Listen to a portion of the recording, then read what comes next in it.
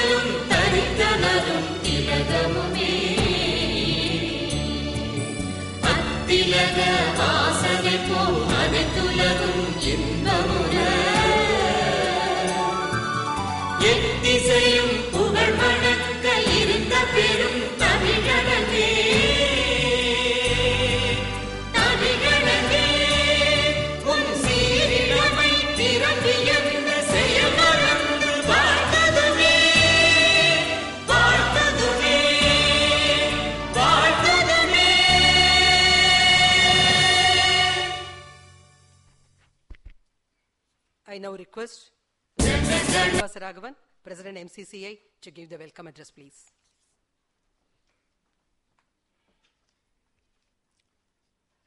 Good evening, ladies and gentlemen.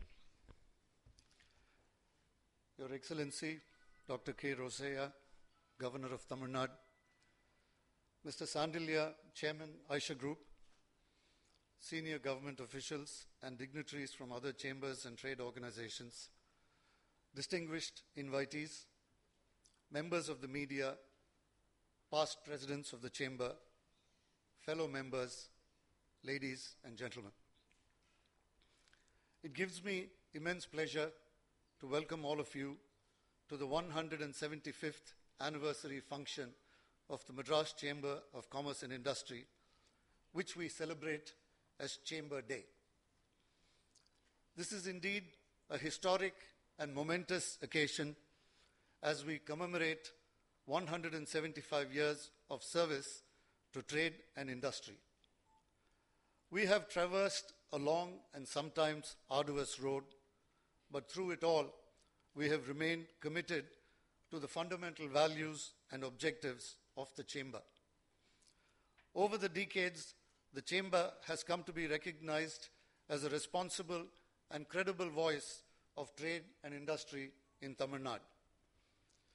The 175th year celebrations were launched on September 29th last year, following which several new initiatives were flagged off. The flagship initiative of the Chamber in its 175th year is the establishment of a vocational training and skill development center. It is a well-accepted fact that one of the major problems facing industry today is the non-availability of trained manpower. As the debate on unemployment versus employability continues, the stark reality is that there is a crying need for formally trained manpower to keep our factories running. It is in this context that our chamber has embarked on an ambitious project to set up a skill development center. Thanks to the foresight of my predecessors, we have the necessary land at a strategic location between Sriperumbudur and Thiruvallur. A significant amount of groundwork has already been done towards this end, and we are actively talking to potential sponsors and donors for setting up this facility. While on the one hand, this would help our member companies fill their manpower gaps, it would provide meaningful career opportunities to young people from the neighboring communities on the other. The Food for Thought series, a monthly forum on wide-ranging issues of topical interest, which we commenced in September 2010, has evoked great interest and drawn wide appreciation from our members. These discussions have served to bring into sharper focus the burning issues of the day and help the chamber reach out to a larger audience. Going back in history, the chamber had been instrumental in the setting up of the Madras port. Sadly, the port is today beset with several problems and has increasingly become a bottleneck for exporters and importers alike. The Chamber has been active in voicing the concerns of industry and had recently commissioned a study on the current issues facing the Chennai port. The study has since been completed and will be released shortly. It is our earnest hope that the authorities will act on the key recommendations in order to revitalize this critical gateway. An interesting and rewarding initiative taken up during the year was the commissioning of a coffee table book entitled Championing Enterprise, which is to be released by His Excellency the Governor today. This beautifully brought out book, written with great passion by Mr. V. Sriram, author and historian, chronicles the fascinating journey of this great institution through 175 eventful years. But this book is much more than a history of the Chamber. It is in reality the history of business and enterprise in what was then the Madras Presidency. It is a valuable addition to the already impressive collection of literature on Madras, and I'm sure that this will become a collector's item. India is recognized as one of the fastest growing economies in the world today, driven by a strong domestic market, robust manufacturing and services sectors, and a steadily growing export base. We have also shown great resilience during times of recession, thanks to our prudent regulatory mechanisms and inherent strengths as a nation. However, for economic development to be meaningful and sustainable, it has to be inclusive and address the needs of a wide spectrum of our population. Equally, it must address concerns around environmental protection and social equity, finally leading to an improvement in the quality of life for our teeming millions. Today, we are faced with the challenges of rising inflation, widespread poverty, and the rural-urban divide, to name just a few, which are roadblocks to the sustainability of our development. As a chamber, we are sensitive to these realities and hence chose sustainable development as the theme for our 175th year. We are indeed fortunate to be part of this moment in history, and it is a tribute to the able leaders of the Chamber who have steered its affairs over this long period that it has remained faithful to the vision of its founding fathers. We are greatly honored to have some of them in our midst today. We thank you, gentlemen. It is truly a rare privilege and honor for me to preside over this great institution at this historic juncture. I am confident that future generations of business leaders will be inspired by the Chamber's shining legacy as a true champion of enterprise. Once again, ladies and gentlemen, a warm welcome to all of you, and I thank you for your attention.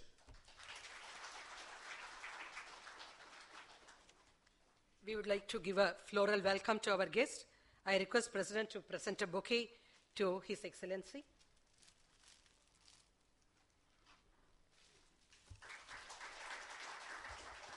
And a bouquet to our guest of honor, Mr. Sandilia.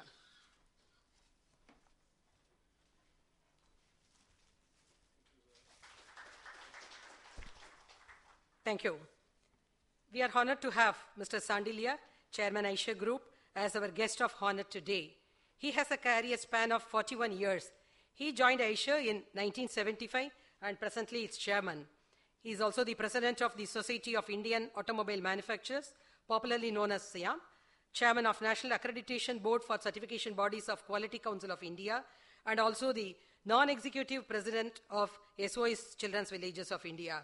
May I now invite Mr. Sandilia to deliver his keynote address, please.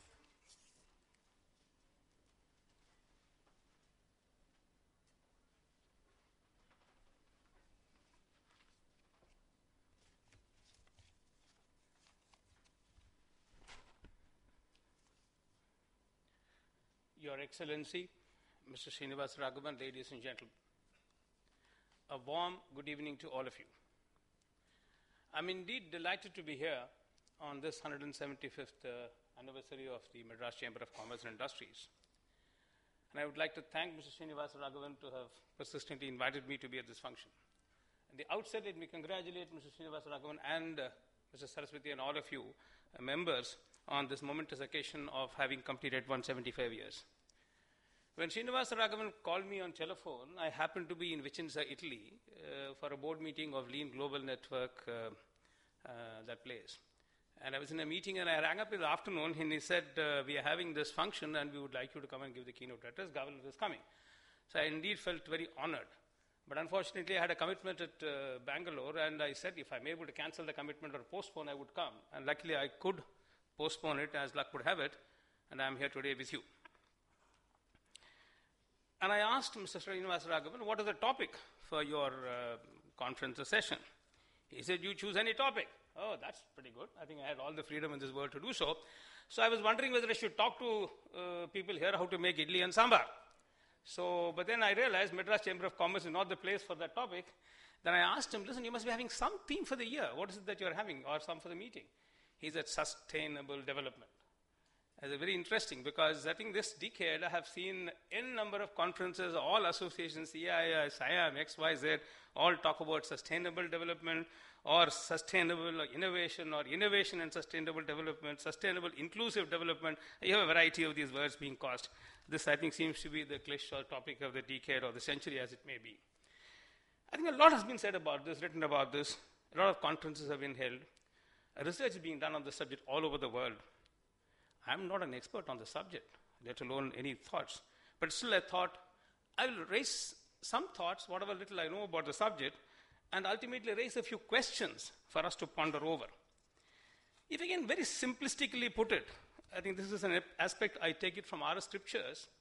Our body consists of the 4 or 5 elements of this. Prithivyapas, Tejo, Vayu, Akasha. There's 5. Earth, water, fire, energy, wind, air as you may call it, ether, space, whatever you want to call it. These 5 elements is what make the body. And the whole universe is also made of the same 5 elements. So what do our scriptures talk about? They talk about the interdependence of these elements, the origin of these elements, where do they come from, what are these elements made up of, what are the sequence of the evolution of these elements. They talk about beautifully in terms of what derived into what element and so on and so forth. The entire spectrum has been defined in the Upanishads. But in the name of development or innovation or technology and what have you, over the last few centuries, we have actually done nothing about keeping or maintaining our environment. We have used the environmental elements, very good, for development, technology, growth. It's fine, it's good. Have we kept pace with it to kind of do better than what we have used from the environment? Unfortunately, no. We have misused the elements. Even misuse can be tolerated. But the worst thing is we have abused them to the core. I think that's, worse, pathetic situation. What is the result? We have a looming crisis for the future. The whole world is not talking about a grim future for the world, talking about the ozone layer, the melting glaciers, calamities like tsunami, floods, unpredictable seasonal changes. In Delhi, Chennai today we had rains in the morning and I thought that is not the season. Impending oil, fuel prices. Over the next few decades we're going to have problem. Drinking water shortage, I think that's going to be a very major issue. Environmental pollution, the air we breathe. God save us, what kind of air we breathe, what kind of water we drink. The Yamanas and Ganges being so polluted. The wake-up call has been given long ago, around quite some time. Have we woken up fully, or are we still in the slumber? It's a very big question mark. I don't have the answer for it. But the good news is, a lot is being done in various sectors. In every sector that you talk about, there is something on sustainable development, something on environmental protection. A lot of innovation is happening. Research is being done, as I shared earlier. We talk about green buildings, water conservation, material recycling, renewable energy, and the list can go on forever. In n number of areas, there have been a lot of work taking place. While on that subject, in every subject, what we are talking about is, are we doing something new? Are we innovating? Are we finding something better than what we have done earlier? And talking of innovation, I just came across a small newspaper clipping just last weekend in the USA Today. And I must share with you the kind of innovation that America is doing. I don't know what we will look at. The first page in the weekend is called Water Stations Give Bottles the Boot. They're talking about hydration station. How many of you have heard of hydration station? Anyone? None of you have heard of hydration station. What they've done in all the schools, they said the children have been banned to bring plastic bottles, and they said they should go to a small station where there's a water coming, not the gas station, petrol station, CNG station. It's a hydration station to fill up water bottles. In India, I've done it for centuries, using tap water. What is the big innovation? Now, USA is coming back. That's the irony. I think going back to say now, please use tap water, don't use plastic bottles, and don't bring bottles to the school. Same bottle used for filling water. So I said, thank God, India is far ahead on the subject. But the bad news is, most of what we are doing is just replacement. The soft bottling companies like the Coca-Colas and Pepsis are doing a lot of water conservation. They use water and they just replace it. A number of areas can be quoted. If we just do what we are doing and replacing what we are spending or using out of these elements, where we are remaining is status quo. Does it help us? No. We are not doing anything to rebuild. We are not doing anything to kind of do over and above what we consume. To get better balance between the interconnected elements, are we taking a holistic view? I'm not too sure. But coming to the auto sector, I mean, let me just take a few examples. That's what I am a little familiar with, somewhat, not an expert on the subject as well. Auto industry is doing a lot of work on emission norms. I think we're talking about Madras stage 3, stage 4 under implementation already in 13 cities, and the balance will come into force. We'll go into Euro 5 or BS5. We are kind of catching up with the international norms. We are talking about fuel efficiency. Almost all the manufacturers have talked about fuel efficiency. Probably it will become a regulation. The government is very keen to make rules for everything, right? So they want you to say, turn left, there is a rule, turn right, there is a rule. They want fuel efficiency, they want a rule and norm. Without realizing that the CO2, the carbon dioxide and the fuel efficiency are kind of contrary to each other, but fine, we will have norms for both, we will follow them, no hurry at all. And then the commercial fleet like cars and buses in Delhi use CNG. Good, it reduces CO2 emission and also results in lower consumption of petroleum fuels. But can we spread the CNG use to other locations? I hope we do. I think a lot of gas is getting burnt in this country. We can as well use them for vehicles and therefore save fossil fuels. A lot of national efforts are going into the area of ethanol blending. About 5% is what's happening, is supposed to happen. Law permits 10%, but are we there at 5%? Extremely irregular use, because it's not economical or not viable for the sugar companies to kind of give ethanol the kind of price that they give. Can the state and central governments encourage this by offering attractive prices, ensuring availability? My own feeling is, let not these national efforts become notional efforts at the end of the day. Because if we don't take effective steps and implement them, they will remain as notional efforts only. Government has also announced in the auto industry a national mission on promoting electric mobility. SIAM, Society of Indian Automobile Manufacturers, is jointly working with the Ministry of Heavy Industries on the task of preparing a strategy paper for electric vehicles and also hybrid electric vehicles. A small little introduction paper was just filed on the 7th of September on the annual day of SIAM. But is it enough if you have paper? We need to take active steps. We should implement what we decide at a speed which is really high. China is far, far ahead on the electric mobility. They're spending billions of dollars in creating the infrastructure and also in terms of development and technology. Now, let me just share with you something which I saw at the recent Frankfurt Auto Show. I was there about a fortnight ago on the 15th and 16th of this month. Yeah. When I visited the stalls, every stall I visited, whether it is small, big, Mercedes, Benz, you have it Volvo, you have Renault, you talk about Audi, you talk about Volkswagen, every one of them had electric vehicles or hybrids on display. Small, big sports car driven by battery.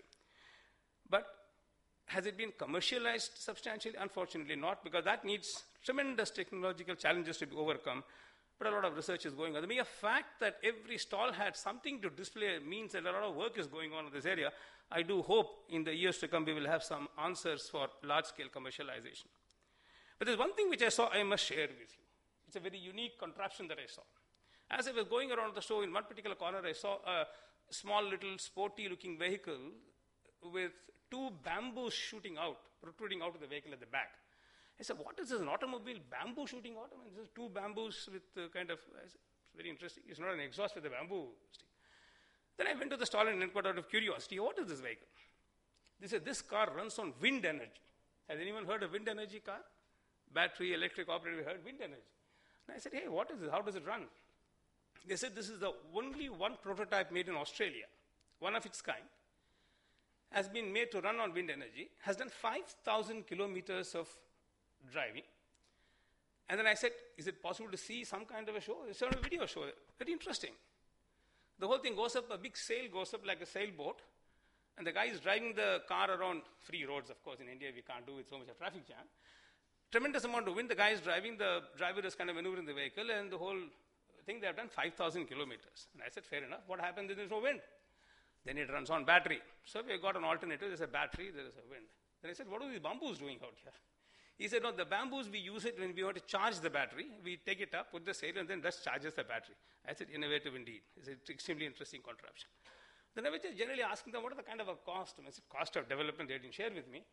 But for 5,000 kilometers, the cost of running was 10 euros, 650 rupees. I mean, amazing. What kind of a cost? 10 euros for 5,000 kilometers. But I don't think it's practicable wind energy. But one day something might happen, we don't know. There could be some method of using wind for running a car. And the same car, they had also made a electric version. So that means they had compatibility, they could use it for electric version and run a battery car. Now I just thought, let me leave the audience with a few questions to ponder over. Are we conscious of the balance between the private benefit and the public benefit? That is, are we bridging the gap between high focus on individual corporate returns, the quarterly returns that we talk about, right? All our corporates are very keen on sustainable quarterly returns, not sustainable environment, unfortunately. And the balance between this and what we owe as returns to the society. Are we disseminating knowledge on need for lower consumption of resources? Disseminating knowledge on cleaner technologies? Can developed economies share technological innovations in this area to the world at large? We all know scriptures say, Vidya viniyogad vikasaha.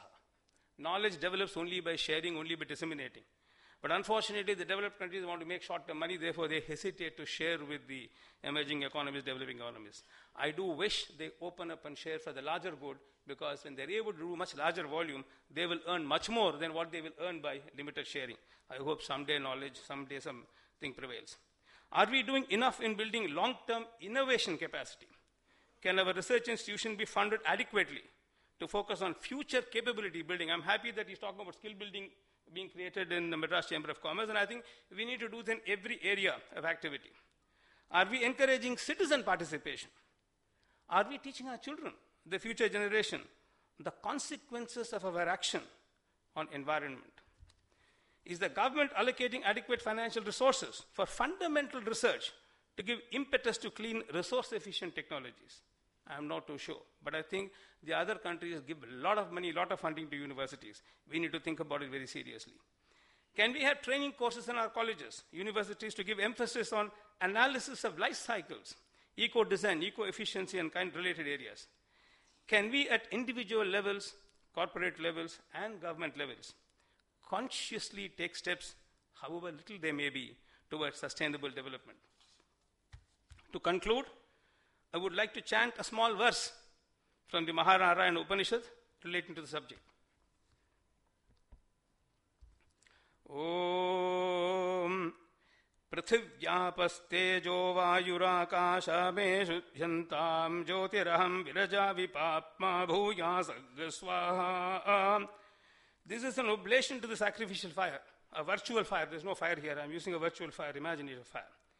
The meaning is, by this oblation, may the 5 constituent elements of my body, earth, water, fire, wind, and ether, become purified. I pray that I become the supreme light, bereft of all obstructing sins and their causes, the passion in me. For this end, may this oblation be appropriately offered into the consecrated fire. Thank you.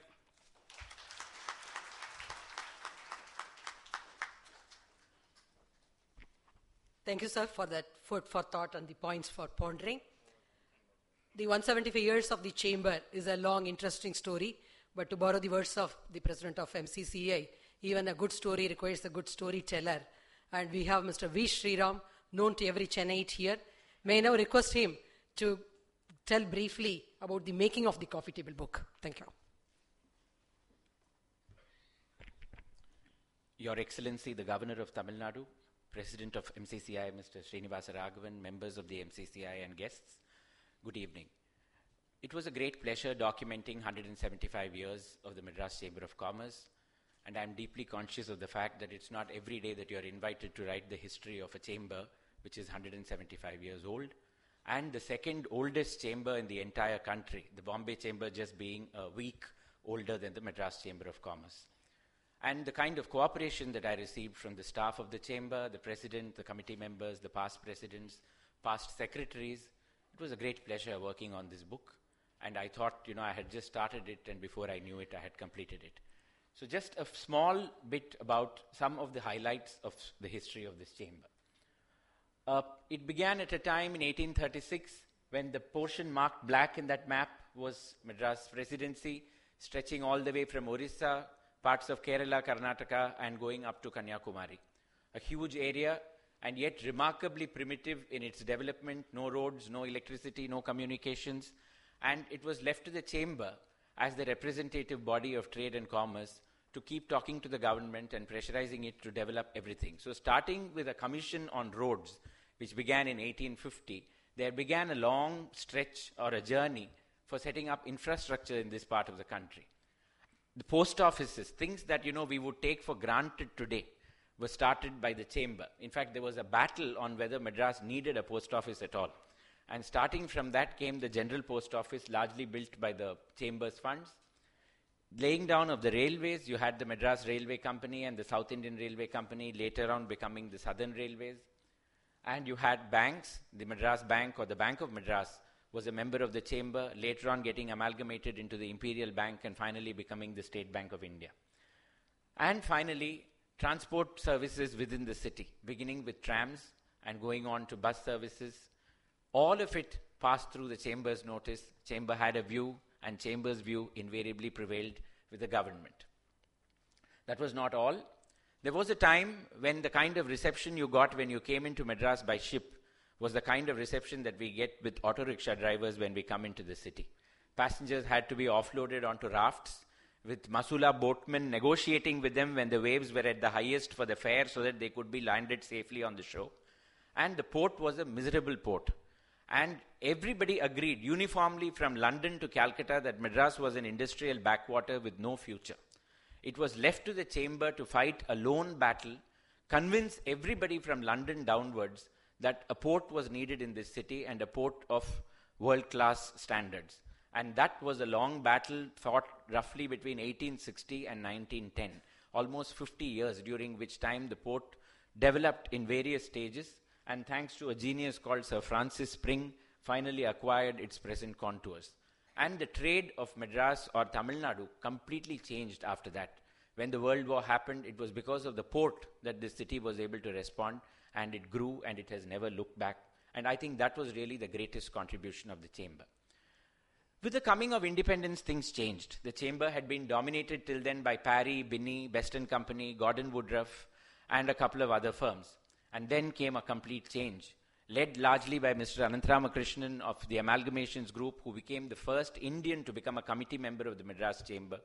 The chamber made a transition, and a lot of companies started by Indians began to become members, and they took the battle forward.